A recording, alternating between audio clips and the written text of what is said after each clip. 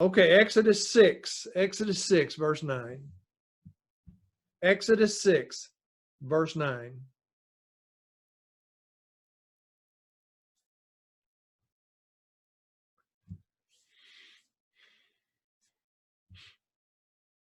And Moses spake so unto the children of Israel, but they hearkened not unto Moses for anguish of spirit and for cruel bondage. What's the context? What is the anguish of spirit?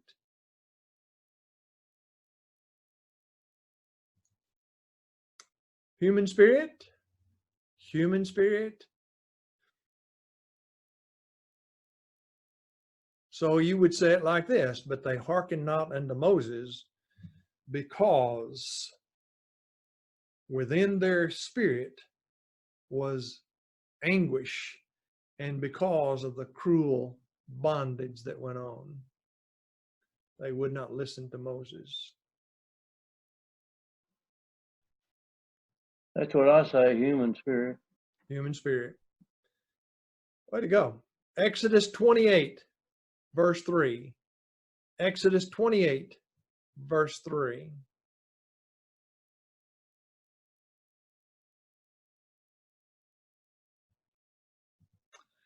And thou shalt speak unto all that are wise-hearted, whom I have filled with the spirit of wisdom, that they make Aaron's garments to sanctify him, that he may minister unto me in the priest's office. Now watch this one. This one's going to be a little bit tricky for you.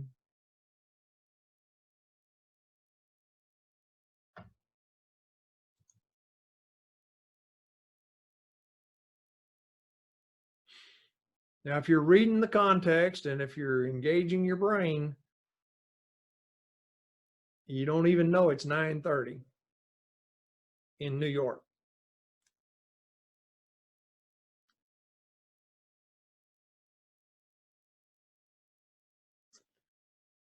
Whom I have filled with a spirit of wisdom. What are you going to conclude? A little difficult, isn't it? Kevin says human spirit.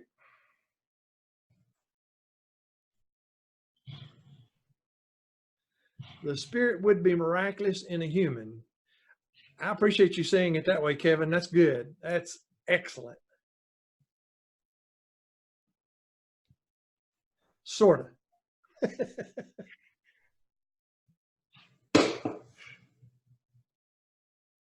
David, were you going to add something to that? I hear somebody. I think it's a human spirit. Human spirit, Shane? I'm going to put a question mark on this one and just wait for.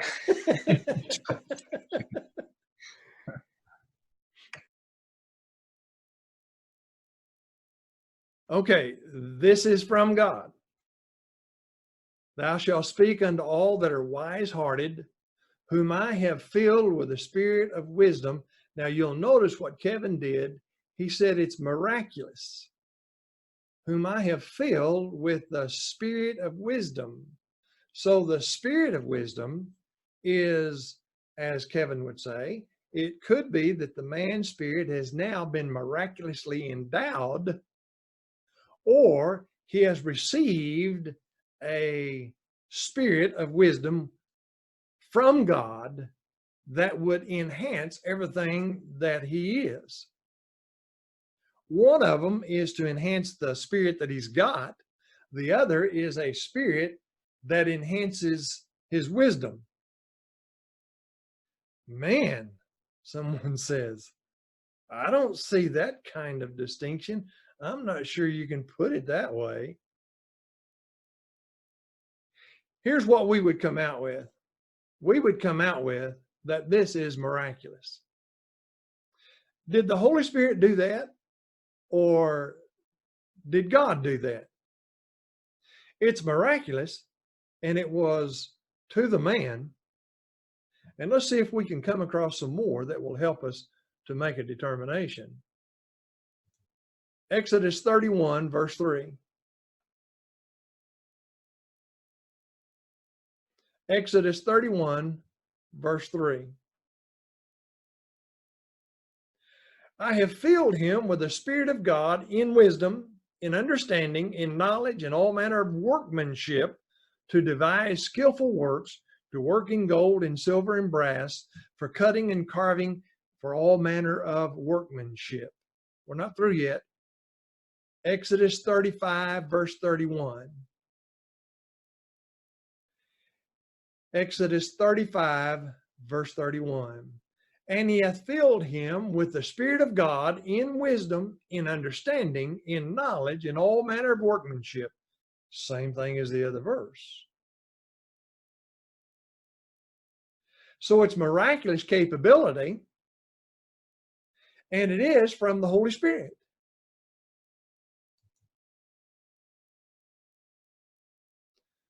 I have filled him with the Spirit of God, of wisdom, of understanding and knowledge, so that he can do the job that I've given him to do. This man is been endowed with miraculous capability to do the work of the temple, tabernacle, pardon me.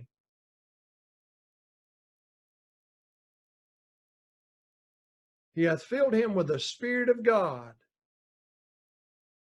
That would be the Holy Spirit.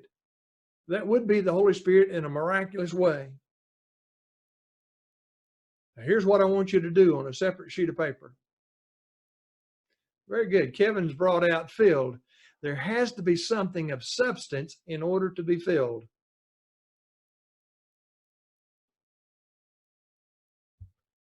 Unless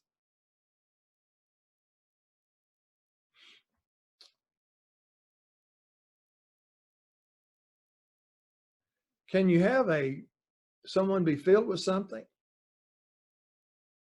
and the word filled be used in a figurative way? He's got wisdom. The workman that they're talking about, Oliab and Bezalel, these two men, B and O, these two men have wisdom, and they are workmen, and they have knowledge, and they have understanding. But the Holy Spirit has filled them. They have a greater capacity to carry out the work that God has given, a greater capability in a miraculous way. In this particular case, he hath filled him with the Spirit of God. He hath filled him with the Spirit of God. I need you to underline that concept.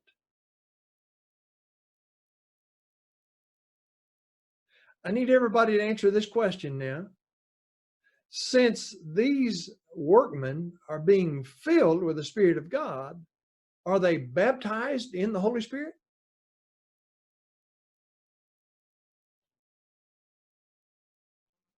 No. David says no. Now, David, in a moment, I'm going to ask you to say, here's the reason they were not baptized in the Spirit.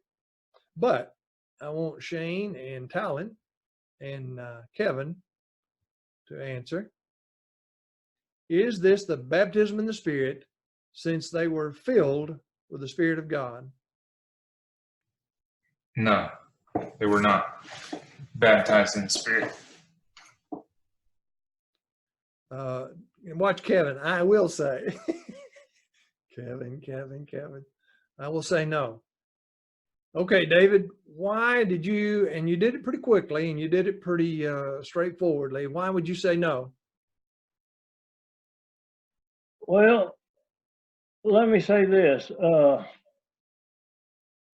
context here seems to me he's not giving them wisdom to make spiritual decisions for other people. He's the picture sounds to me like he's given them great talents with handling metal and making things, and they are Absolutely. really talented people along that line, and he's given them that ability.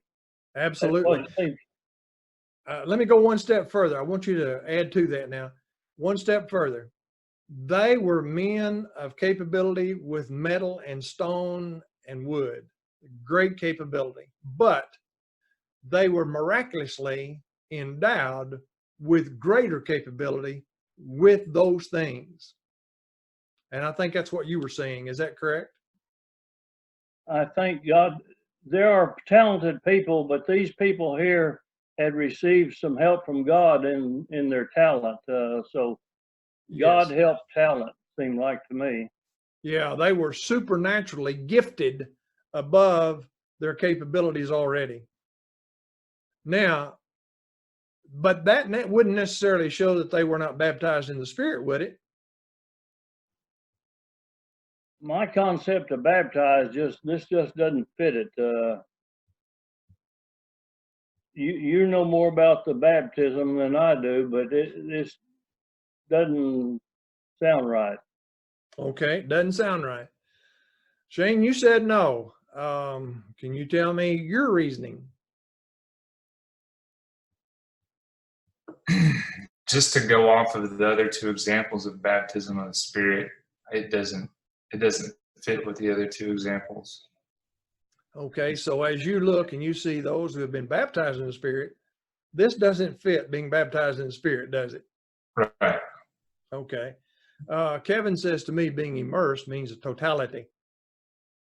Good concept. Excellent concept. Here's another thing. There is not a single solitary, I'm putting quotes around this, Christian preacher who preaches Christianity in some form or fashion. Well, that is broad, isn't it? That teaches that anyone was baptized in the Spirit before the day of Pentecost. Not a single person was baptized in the Spirit before the day of Pentecost. Now, we in the coming weeks are going to see people who are filled with the Spirit and other phrases that some have concluded is baptism in the Spirit. So we can learn one of our great lessons, our objectives, once we start putting some things together. I'm just not going to put them together right now. You guys are exactly right. You guys are exactly right. Being filled with the Spirit is not the same thing as being baptized in the Holy Spirit. Not the same thing. Ron, Yes. part of the reason why I say this is not an example of baptism, because the way I understand baptism in Acts is very, very specific, and it's not the same as being filled. And that's why I say this is not baptism. Absolutely. What I'm doing with this, David, is working to give absolute evidence for those who equate filled with the Spirit came upon, the Spirit was in. They conclude that those phrases always mean being baptized in the Spirit. Yet, those same individuals will say that there was no baptism in the Spirit before Pentecost. David, that's a contradiction. And we need to see that contradiction. We need these passages in our thinking in order to help people to understand what baptism in the Spirit is and what it is not. And they will help. I agree. Exodus 35, verse 21. Exodus 35, 21. And they came, everyone whose heart stirred him up, and everyone whom his spirit made willing, and brought Jehovah's offering for the work of the tent of the meeting, and for all the service thereof, and for the holy garments. What did you mark?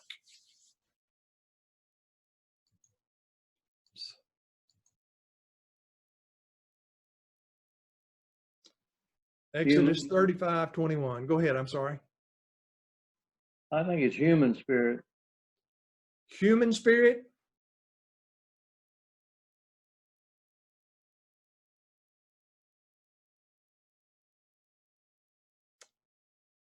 Kevin? Shane, talent?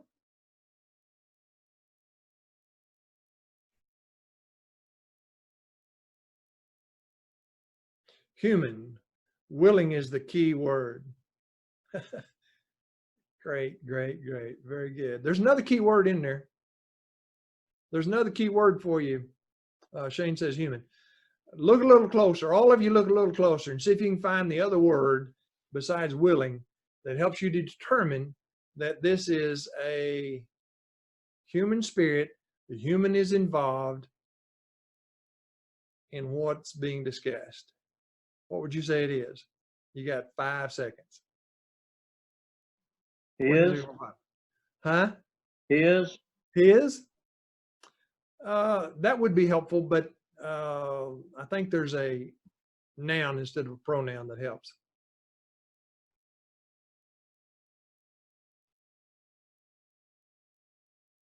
Okay. They came everyone whose heart stirred him up, everyone whom his spirit made willing. So heart and spirit can be used somewhat in exchange, in an exchange one with the other. Kevin says the Holy Spirit doesn't force us. I think it would be the same today as we give as prospered. We decide what to do. Our heart, our spirit decides what we as humans want to do. Chapter 35, verse 31, he hath filled him with the Spirit of God in wisdom and understanding and knowledge. We've seen that one before in Exodus 28 and Exodus 31, and we've already talked about it. So we would say it's miraculous as well. We're going to stop right there with Exodus.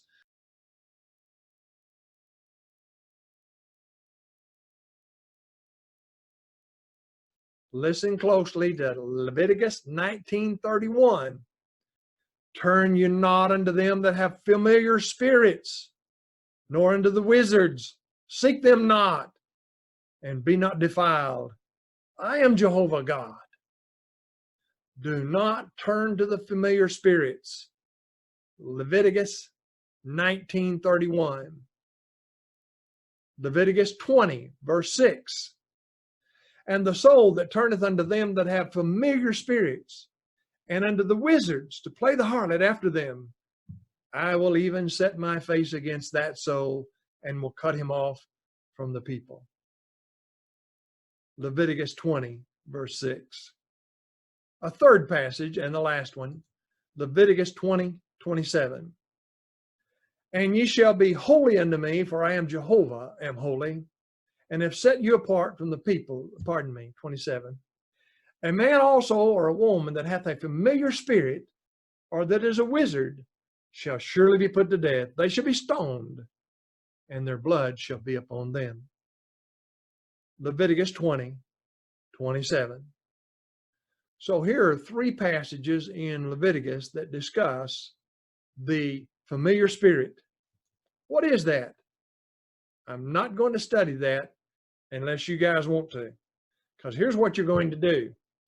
You're going to put other, or you're going to put unknown, and that choice is up to you. Next week, would you like to study familiar spirits? I say no. I think you pretty well know what it is. It's a form of charlatanry. It's a form of fakery, like the fair has its fortune tellers. These are fortune tellers, and they will count on the dead and spirits of the dead in order to tell them the future. That's all that means, nothing more. So I put other, and that's because I know what they are.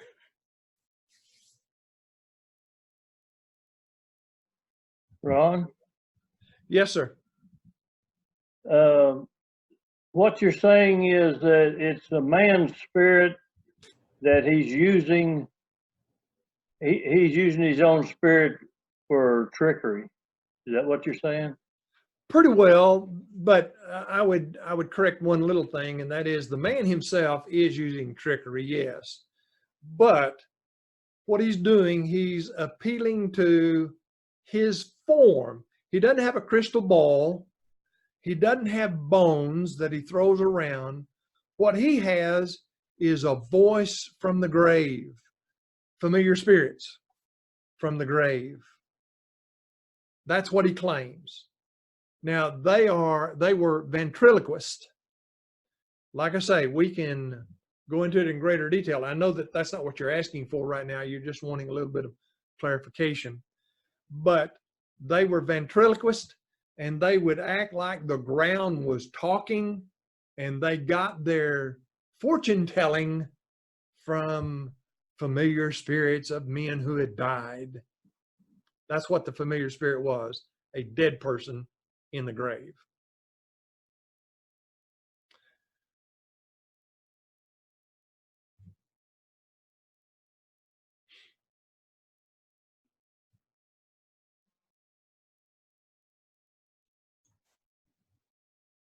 Okay, it's the same thing. Houdini, a magician, spent his life debunking. That's good, Kevin. Another one by the name of Randy, the Magnificent Randy, R-A-N-D-I. He too was a magician, and he spent his life debunking. But in the case that you're talking about, Houdini was wanting to talk to the other side.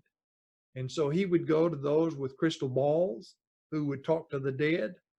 He would go to those who would be more like these familiar spirits, not so much the crystal ball part. And he would try, he wanted to talk to the dead. But he proved all of them wrong, just like Randy did, the amazing Randy.